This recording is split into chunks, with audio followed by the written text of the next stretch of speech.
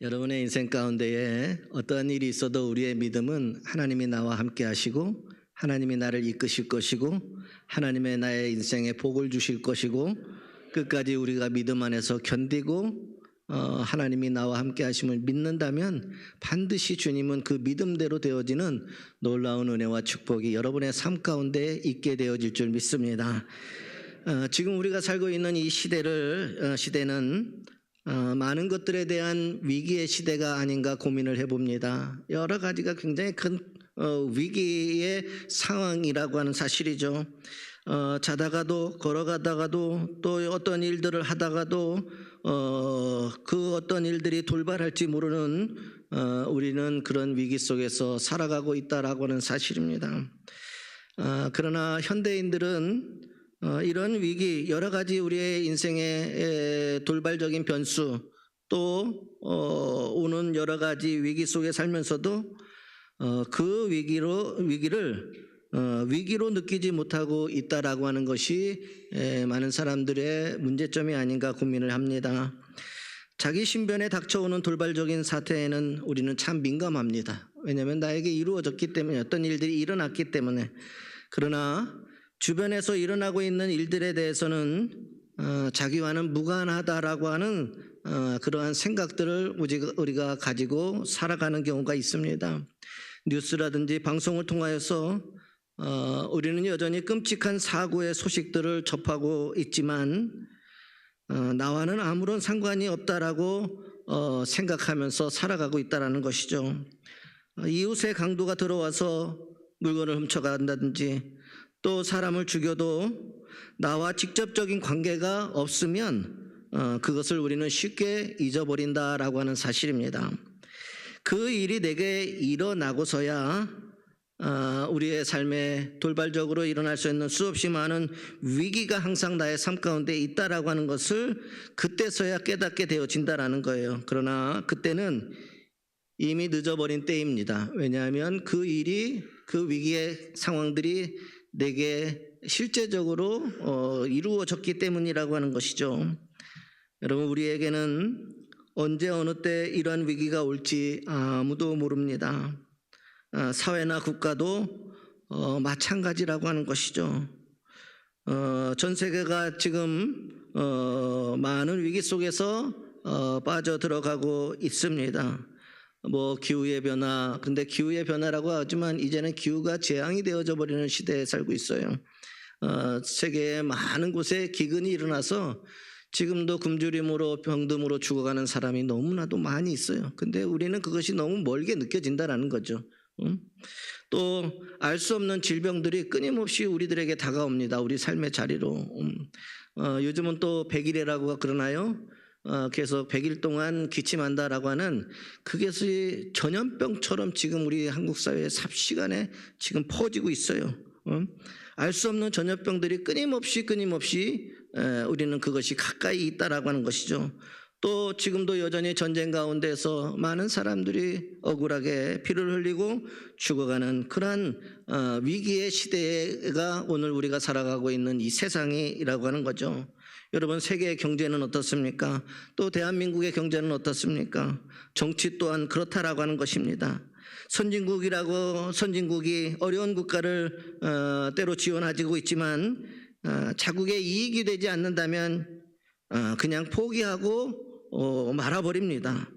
요즘 미국인들이 트럼프 대통령에게 환호하는 것들이 아마 그런 것이 될 수도 있다라고 하는 사실이죠. 자국의 이익만을 생각하고 어렵고 힘든 사람들을 기억하지 못하는 것들, 그런 일들이 비일비재하고 일어나고 있다라는 거예요.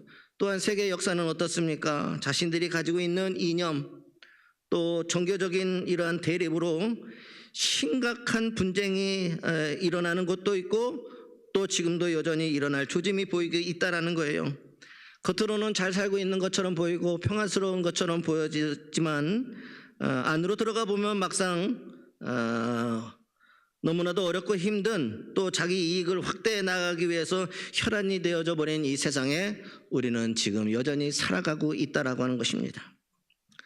사람들은 이러한 엄청난 시련이나 위기가 닥쳐올 때 너무나도 쉽게 절망하고 맙니다. 나는 이제 끝났구나.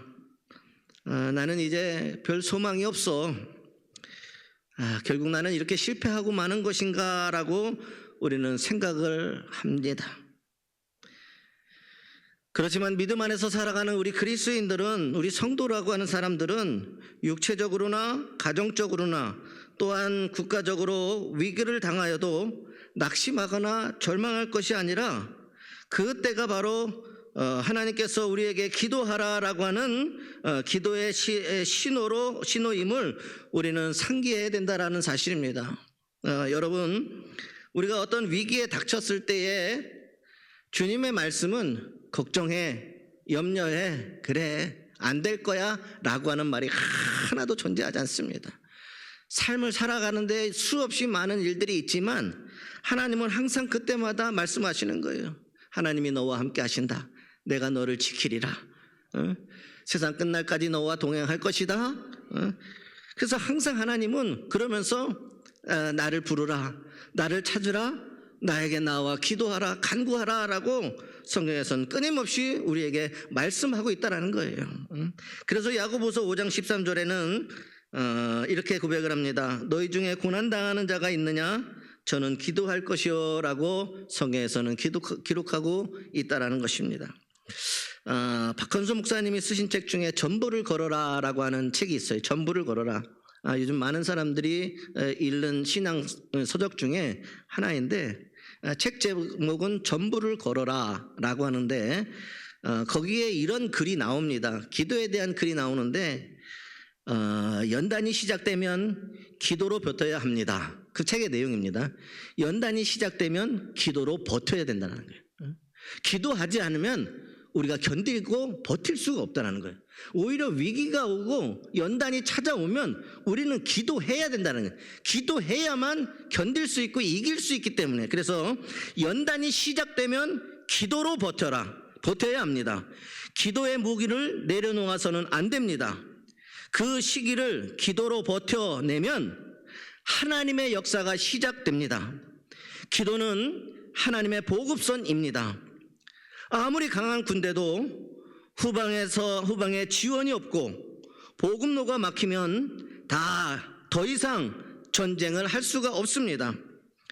말 잘하고 기도 안 하면 그 말 때문에 넘어지고 일 잘해도 기도의 뒷받침이 없으면 오히려 일 잘하는 것이 주변을 해치는 어려움이 될 수 있습니다. 그러나 우리가 기도하면 하나님의 마음과 뜻을 알게 되고 하나님의 능력이 임합니다. 우리가 기도하면 귀로 듣던 복음이 실제가 됩니다. 기도하는 사람은 망해도 일어서고 기도하는 사람은 하나님 앞에서 다시 기회를 얻게 됩니다. 전쟁 중에서 손에서 무기를 놓으면 안 됩니다.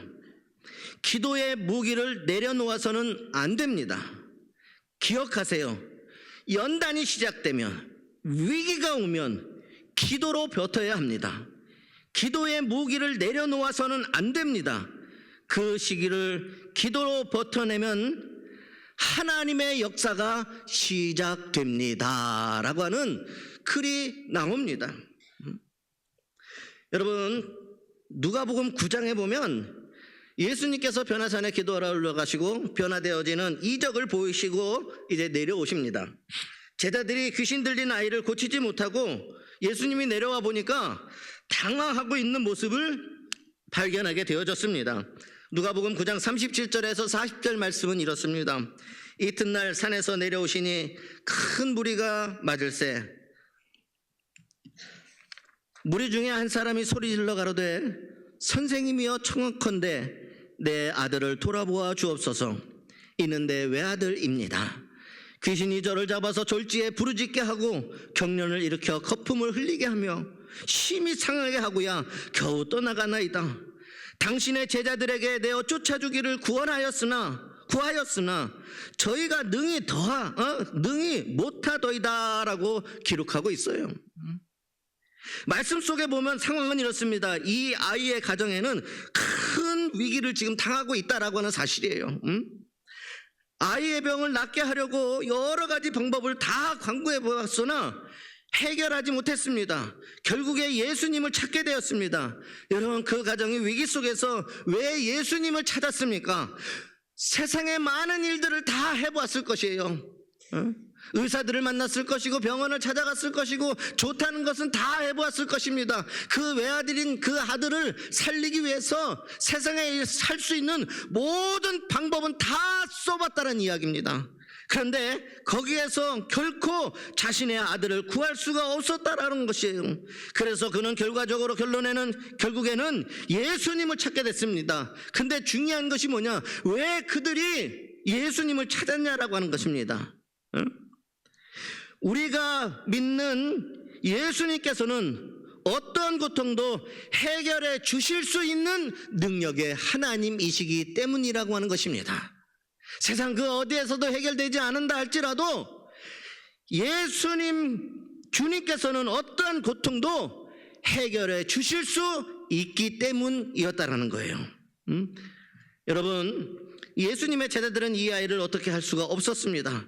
그러자 이 아이의 아버지의 기대는 점점 사라져가고 있습니다. 예수님께 나오면 예수님이 고쳐주실 텐데, 예수님의 제자들, 예수님께서는 변화산에 가서 기도하러 올라가셨고 변화되는 그 놀라운 그 이적을 행하시고 난 후에 이 땅에 기도하신 이후에 이 땅에 내려왔단 말이에요.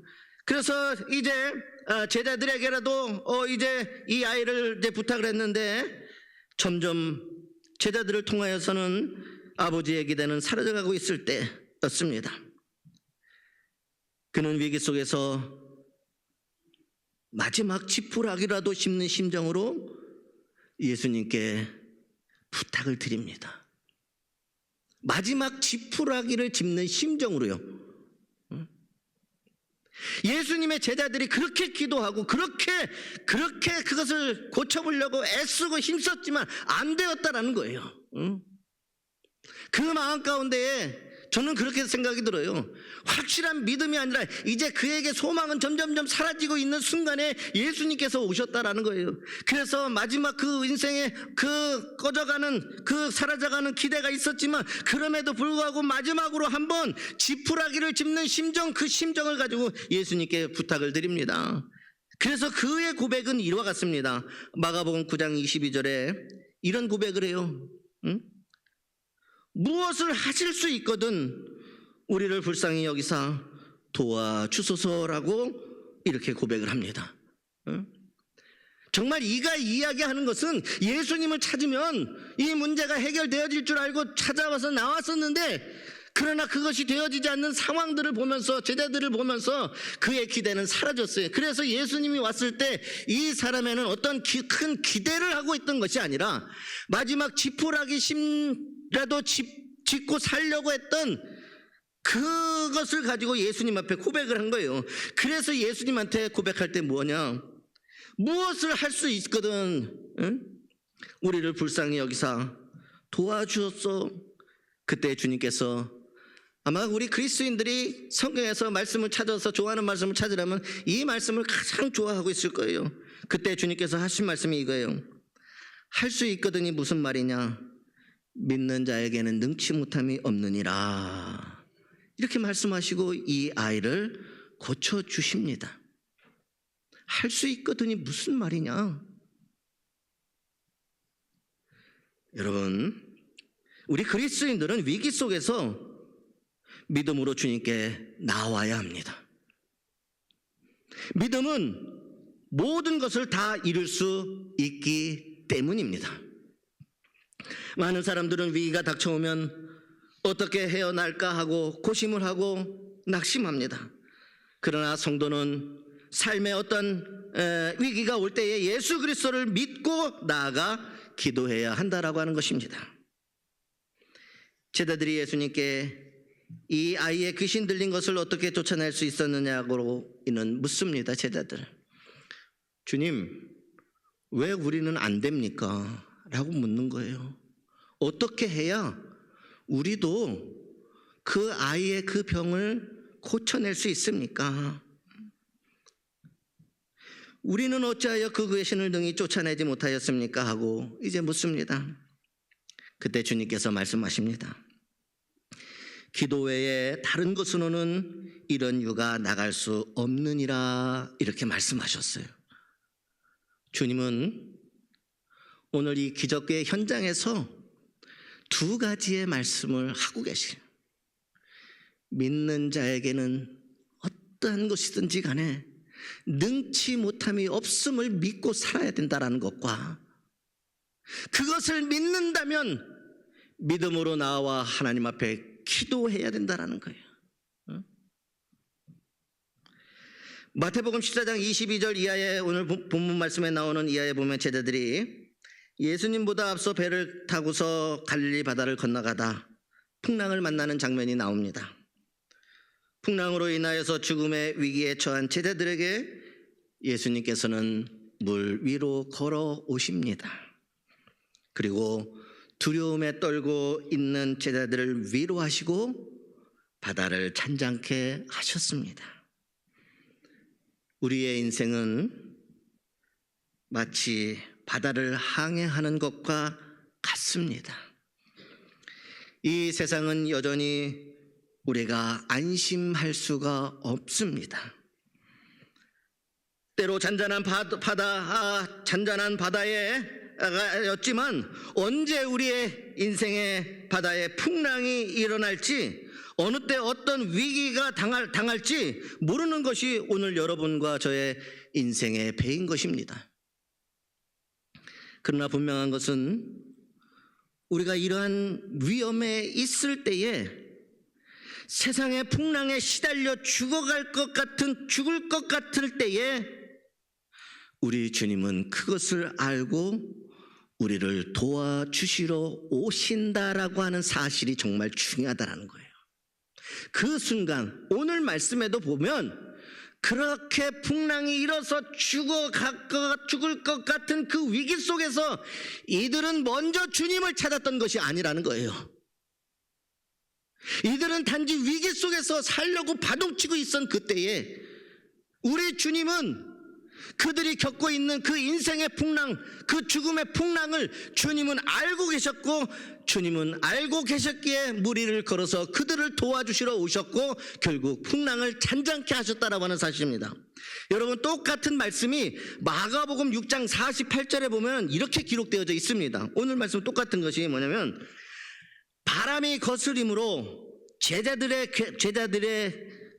괴로이 노젓는 것을 보시고 하나님께서 말씀하시기를 마가복음에서는 바람이 거스림으로 제자들이 괴로이 노젓는 것을 보시고라고 말씀이 나와 있다는 거예요. 그러니까 그 풍랑 중에 있다라고 하는 모든 것들을 예수님께서는 보고 계셨다라고 하는 사실입니다. 우리의 인생의 풍랑도 마찬가지라는 겁니다. 그때에 우리가 위로함을 받을 수 있는 것은 지금 주님이 나를 보고 계신다. 지금 이 위기 가운데 주님이 나를 찾아오신다. 노젓는 것을 보시고 밤 사경쯤에 바다 위로 걸어서 저희에게 오사라고 기록되어져 있습니다. 주님께서는 이미 그들이 겪고 있는 그 모든 위기를 알고 계셨기에 그것을 보시고 밤 사경쯤에 그들을 구하기 위하여서 바다 위로 걸어서 저희에게 오셨다라고 마가복음 6장 48절에는 기록하고 있다는 거예요. 분명한 것이 무엇입니까? 우리가 인생의 풍랑 가운데 위험에 있을 때에 주님은 알고 우리를 도와주시려고 오신다라고 하는 사실이라는 것이죠. 지금 우리 이 땅은요, 우리 한반도 대한민국은 어쩌면 아주 어려운 위기 속에서 많은 백성들이 살아가고 있습니다. 경제를 한번 돌아보면 지금도 파탄 가운데 있는 사람들이 너무너무 많이 생겨요. 먹고 살아가기가 너무너무 힘든 시대가 돼버렸어요. 경제적인 문제. 여러분, 정치는 엉망이 돼버렸어요. 수준이 너무 낮아져서 어디 가서 이야기하기가 부끄러울 정도의 그들이 그런데 스스로는 다 지도자들이라고 생각하고 있다는 거죠. 우리 사회는 어떻습니까? 우리 옆집에 누가 사는지, 어떤 일이 일어날지 불신하는 그러한 사회로 가고 있지는 않습니까? 우리가 살아가고 있는 땅, 이 기후의 문제, 또 남북 간에 있어서의 이 전쟁의 위기, 이런 것들이 끊임없이 우리 인생 가운데 지금 돌발 변수로 우리의 삶에 작용하고 있다는 거예요. 우리는 지금 실제적으로 보면 아주 어려운 위기 속에서 우리를 하루하루 견디며 버티며 살아가고 있다라고 하는 것이 우리의 지금 삶의 현장이라고 하는 것입니다. 그럼 정말 중요한 것은 이런 위기를 우리는 지금 어떻게 대처하고 살아나가고 있느냐라는 거예요. 어떻게 이런 위기들이 우리의 삶 속에 올 때마다 우리는 어떻게 그 문제를 헤쳐나가야 되느냐라고 하는 것이 우리의 관건인 것입니다. 여러분들은 지금 어떻게 이 모든 삶의 문제들을 해결해 나가고 대처해 나가고 있습니까? 바다 위로 걸어오셔서 죽어가는 제자들을 도와주셨듯이 우리 민족, 우리 인생 또한 하나님이 도우셔야만 우리는 온전히 생존해 갈 수 있는 것입니다. 예수님께서 물 위로 걸어오셨을 때 제자들은 유령이라고 했습니다. 그들의 두려움은 오히려 더 컸습니다. 그러나 주님께서는 제자들에게 분명하게 말씀하셨습니다. 마태복음 14장 27절의 말씀입니다. 안심하라. 내니 두려워 말라. 안심하라. 내니 두려워 말라. 성도 여러분, 예수님은 모든 자에게 희망과 사랑을 주시려고 오셨습니다. 우리들의 가정이, 이 사회가, 또한 이 나라가 어떤 위기 속에 있든지 간에 예수님께서 오늘 믿는 자들에게 하시는 말씀은 이것입니다. 안심하라. 안심하라. 내가 너와 함께 할 것이고 내가 너를 이끌을 것이고 내가 너를 다시 돌아오게 할 것이고 내게 약속한 것을 이룰 때까지 끝까지 너를 떠나지 않을 것이고 내 생명이 다하는 그날까지 내가 너와 함께 하리라 말씀하고 계시다라고 하는 사실입니다. 예수님께서 물 위로 걸어오시자 두려움에 떨고 있었던 베드로는 그분이 하신 말씀, 또 그분이 예수님이신 걸 깨닫고 베드로 안에는 용기가 생기기 시작했어요. 예수님께서는 베드로가 물 위로 걸어오도록 허락을 하셨습니다. 베드로는 한 걸음 성큼 풍랑이 치는 바다로 들어갔습니다. 그러나 본문 14장 30절에 보면 바람을 보고 무서워 빠져가는지라 라고 기록되어져 있다는 거예요.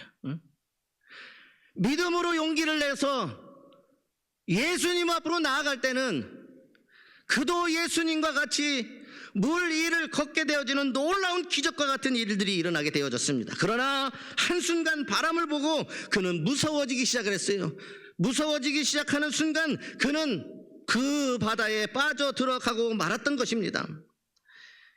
여러분이 지금 여러분의 사업이 흔들리고 건강에 문제가 있고 자녀의 인생이 잘 풀어지지 않고 일상이 무너지고 직장 생활이 어려워지고 인생이 여러 가지 복잡한 일들, 그래서 많은 것들이 안 되고 쓰러져도 그것을 보고 하나님이 나를 버리셨구나, 이런 일들이, 모든 일들이 잘 안 되고 그토록 출렁이는 것을 보니까 나는 이제 절망이구나 라고 하는 생각을 갖지 말고, 우리 그리스도인들은 바람이 출렁거리든지 말든지 흔들림 없이 온전한 믿음으로 여전히 예수님만 바라보며 살아가기를 주님의 이름으로 소망합니다. 그래야 살 수가 있습니다. 그래야 우리는 살 수가 있다는 사실입니다. 예수님만을 바라보며 어떤 삶의 위기가 왔을수록 그 위기가 아니라 그 위기를 잠잠케 하시고 안심하라, 내니 두려워 말라라고 하시는 그 말씀을 하시며 우리에게 찾아와 그 풍랑을 잔잔케 하시는 그 예수님만을 바라보아야 된다는 사실입니다. 어떠한 풍랑이 불어오든 바람이 불든 불지 않든 어떤 상황이 왔든 그 상황에 연연치 아니하고 오직 믿음으로 예수님만을 바라봐야 우리는 그래야 살 수 있다라고 하는 사실입니다. 베드로는 풍랑에 휩쓰여 빠져가면서 예수님께 부르짖습니다. 주여, 나를 구원하여 주시옵소서. 무슨 말입니까? 살려주시옵소서라는 이야기죠. 그 위기 속에서 예수님께 나를 살려주시옵소서.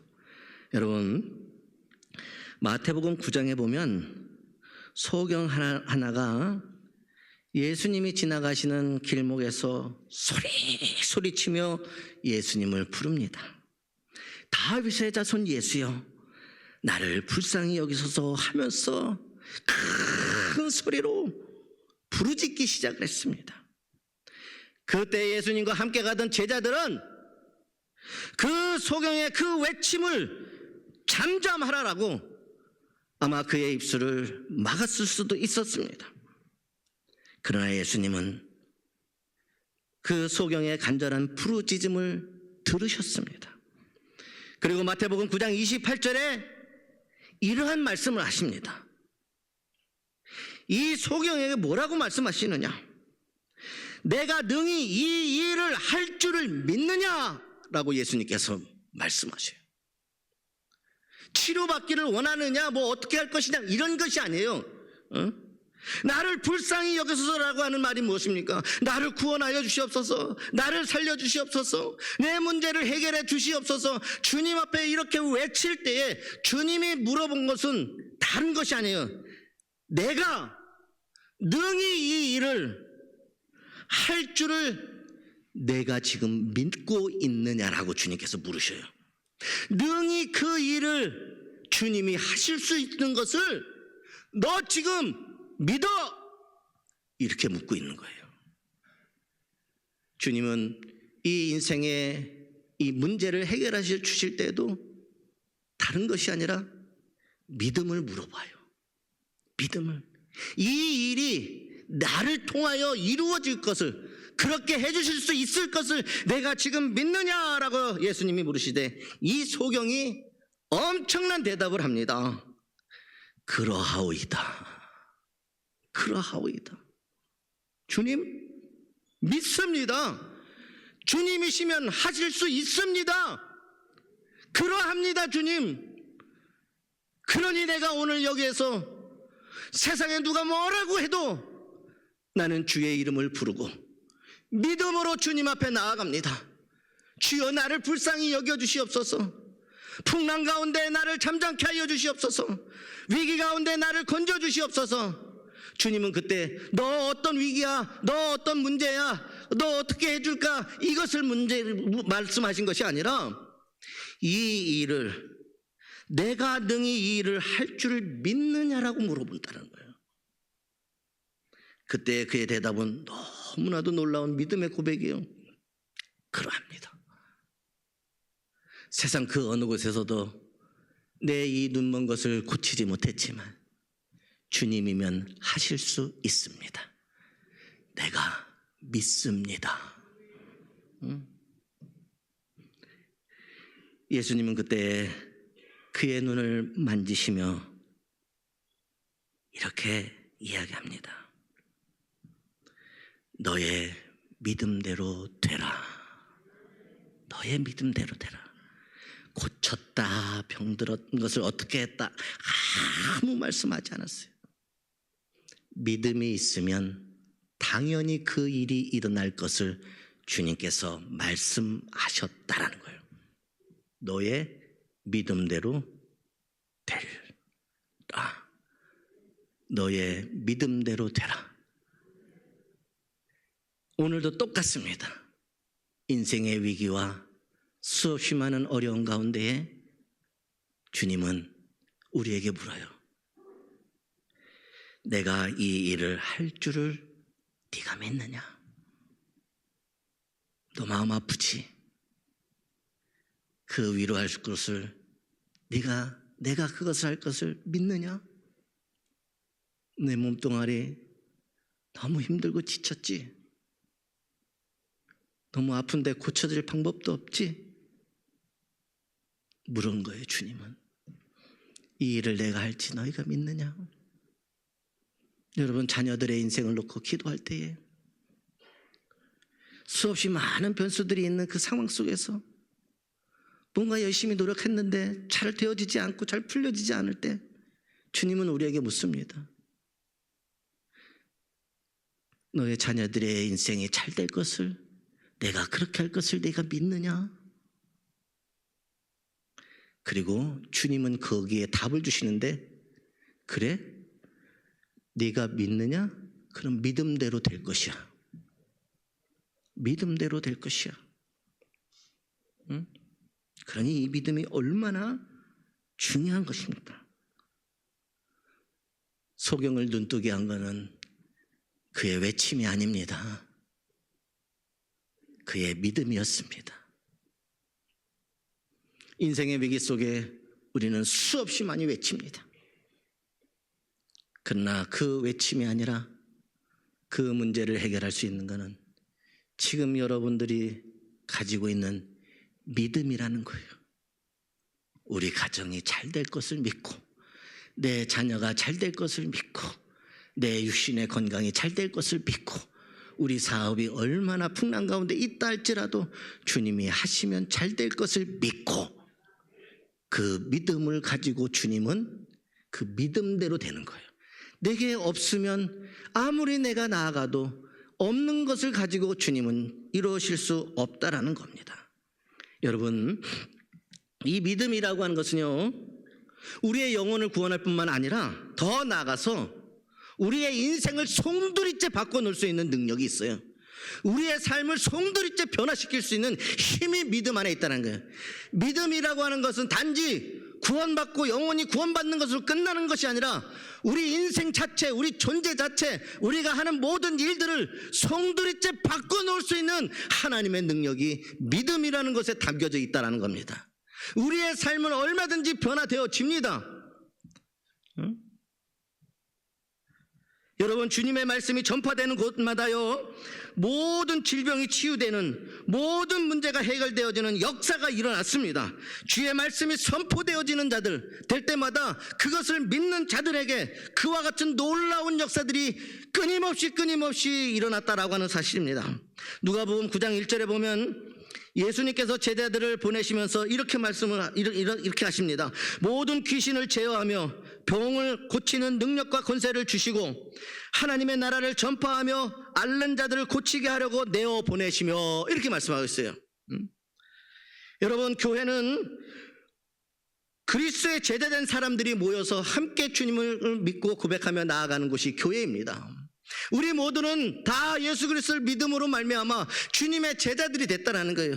주님이 이 세상 가운데 우리를 보내실 때에 어떠한 능력을 주셨느냐? 모든 귀신들을 제어한다는 거예요. 영적인 문제, 마음의 문제를 통제할 수 있는 능력을 주시고 병을 고치시는 능력과 권세를 주셨어요. 육신의 문제를 해결해 주실 수 있도록 하셨고요. 더 나아가서 하나님의 나라를 전파하며 앓는 자들이 뭡니까? 인생의 문제와 삶의 문제들, 그것으로 인하여서 고통받고 앓고 있는 자들을 고치게 하려고 내어서 보내셨다라고 성경은 분명하게 말씀하고 있다는 거예요.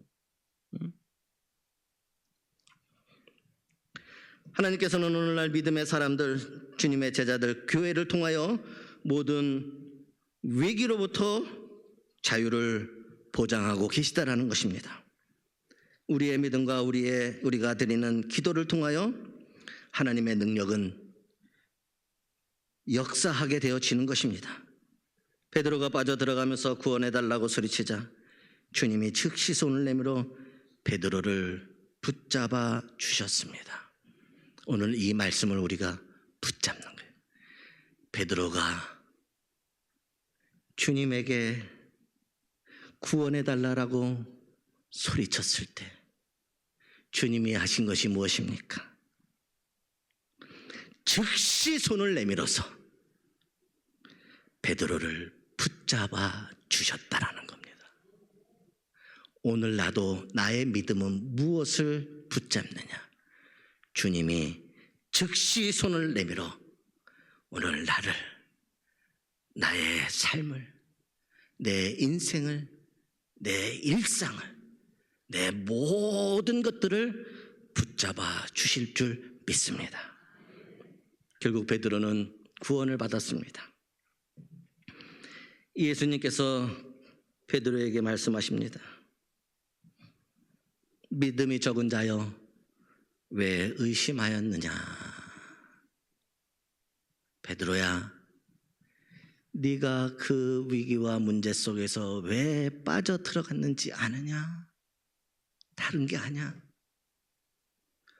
너는 그 문제를 해결하시는 예수를 바라보면서 갔던 것이 아니라 그 세상의 위기와 풍랑과 그 문제가 예수님보다도 더 커 보였던 거야.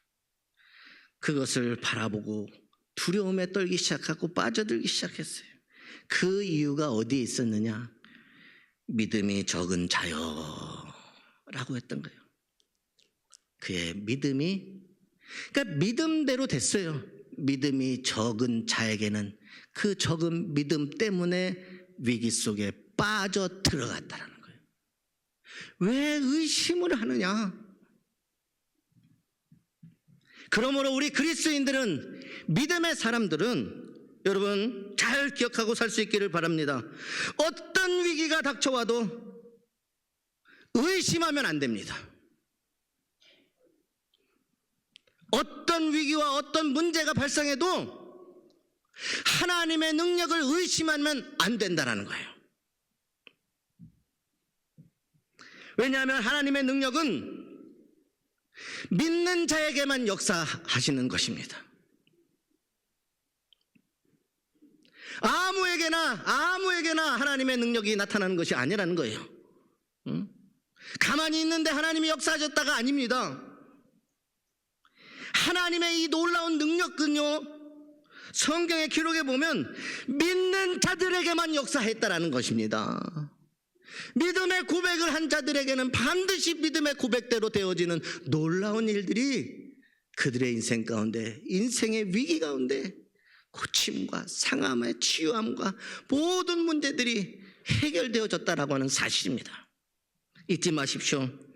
하나님의 능력은 믿는 자에게만 역사하시는 것입니다. 예수님께서 배에 오르시자 여러분 바람이 그칩니다. 예수님께서 여러분들과 함께 하시면 어떤 풍랑도 잔잔하게 됩니다. 위기가 극복되어집니다. 문제가 해결되어집니다. 몹쓸 질병들이 치유함을 받게 되어지는 것입니다. 위기가 올 때 낙심하지 마시기 바랍니다. 성도의 위기는 끝까지 믿음을 가지고 기도하라라고 하는 기도의 신호입니다. 위기가 왔을 때 기도로 버티시기를 주님의 이름으로 소망합니다. 그 기도는 그 위기를 해결하는 놀라운 열쇠가 되어질 것입니다. 야고보서 5장 16절에 의인의 간구는 역사하는 힘이 많으니라 라고 말씀하고 있어요. 의인이 누구입니까? 예수 그리스도를 믿음으로 믿고 살아가는 자들이 의인이에요. 그들의 간구는 역사하는 힘이 많다, 이렇게 믿음의 사도였던 야고보서는 기록하고 있습니다. 우리는 예수 그리스도로 말미암아 하나님의 자녀가 되었습니다. 하나님께서는 그의 택하신 자녀들에게 풍성한 은혜를 주시고자 하십니다. 잊지 마십시오.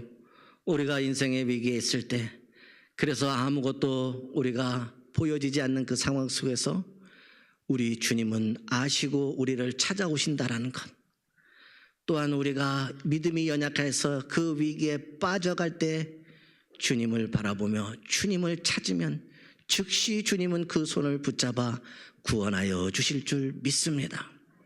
오늘 이 위기의 시대, 돌발적인 어떤 어려움이 상황하는 이 시대를 살아가는 여러분, 그 모든 상황들이 내 삶에 일어났을 그때에 우리에게 필요한 것은 무엇이냐? 믿음과 기도라는 것. 오늘 한 주간 동안도 믿음과 기도를 통하여 여러분의 인생의 풍랑을 잠잠케 하여 주시는 놀라운 하나님의 은혜와 역사가 있기를 주님의 이름으로 소망합니다. 기도하겠습니다.